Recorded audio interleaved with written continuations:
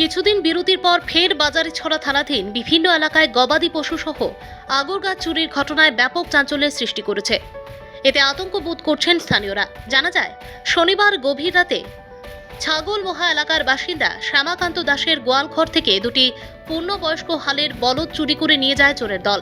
এই মর্মে শ্যামাকান্ত দাস বলেন, উনি কৃষিকাজ করে পরিবার প্রতিপালন করেন, তাই স্বাভাবিকভাবে ওনার একজোড়া হালের বলদ চুরি হওয়াতে তিনি নিরুপায় হয়ে পড়েছেন।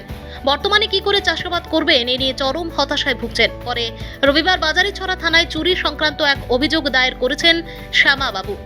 এদিকে উক্ত রাতে অনুরূপভাবে বাজারিছড়ার চন্দ্রপুর বিধানধরের বাড়ি লাগোয়া টিলায় থাকা আগর বাগান থেকে মূল্যবান আগর গাছ কেটে নিয়ে যায় চোরের দল।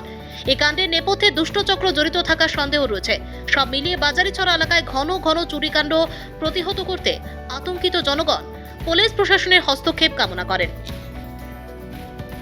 ভানুচন্দ্রের রিপোর্ট। ফুকে ফুকে খাইছে গাছ, হালকা রাত্রের ঘটনা এটা। কিন্তু এই যে সুরে যে এরকম করছে, বাড়ির থেকে লইয়া গেল গিয়া ও তখন নিচে বাড়ি রাত্রে ও তখন নিচে বাড়ি ডাল ফালাইছে ওখানো ডাল যখন কি গাছ এটা 20,000 টাকা বিক্রি হইল নে লইয়া গেছে কালকে রাত্রে। কিন্তু আমরা এটার পুরা আগর কারবারি যত ওইদিকে ঢুকে সবে ক্ষতিপূরণ দিতে লাগবো। এখানে তারা এইটো চুরির মাল কিনে, এই চুরি করে সুরা নিয়া তার কাছে দে, আর তারা এইখানো চুরির মাল কিনে। তারা খেনে এইরকম কাজ করে, তারা একটুকু আগর নিতে দিতাম না।